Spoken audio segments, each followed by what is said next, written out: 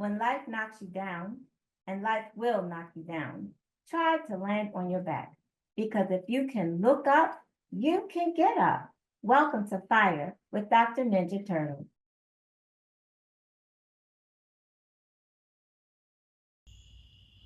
Hi everyone, welcome back to Fire with Dr. Ninja Turtle. First, let's address the elephant in the room. My first video sucked. I was so scared. I didn't know what I was doing, but I got the first YouTube video out. So that's over the hump. Now let's get into something else. What I forgot to tell you because I was so nervous in my first video is that I owed the IRS money as well as the child support people and my landlord.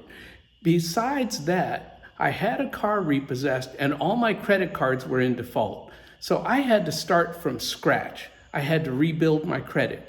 And how do you rebuild your credit? The only way that I knew to rebuild my credit at the time was to get a secured credit card. And what did I have to do with that secured credit card? Well, I was told at that time, be where you said you were going to be and do what you said you were going to do. So that's what I did. When I charged something on that card, I paid it back. Now, it was hard. It was horrible because I had to put a lot of money down just to have a card. But that's how I started. That's how I started to rebuild my credit. And so one of the things that I wanted to talk about on a more positive note is how did I start my fire journey? We all know that I started with zero, right? But I was on one of my business trips and I read a book called Rich Dad, Poor Dad, which a lot of real estate investors have read. But when I read that book at an airport, and I bought it at an airport, but getting on the airplane, I read this book, what it talked about was buying assets to fund your liabilities. And so that's what got me started thinking that if I could get someone to live with me, nowadays they call it house hacking, but back then we didn't have a term for it. But if I can get someone to live with me and help me pay the mortgage, the rent and the mortgage is the biggest expense that you have. So that's what I did. I started with the house hack, and then I bought the duplex where I let somebody live there. Then I bought another condo later on and eventually bought a house and rented out the condo. So then I had a duplex and a condo. And that's sort of how I started.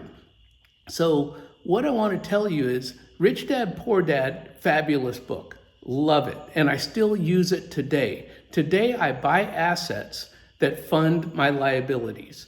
Another book that I read years later is The Millionaire Real Estate Investor by Gary Keller.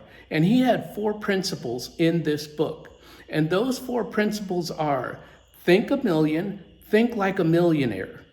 And the second one is buy a million, buy $1 million worth of real estate. Third principle is own a million. Turn your investments and assets into income producing properties. And so that's what I've done. Now, the 4th principle is receive $1 million, right? And what he's talking about is receive $1 million a year in income. Well, I haven't done that. And that's the part of the fire journey where you have to decide what is enough for you. Is it 1 million? Is it 2 million? Is it 5 million?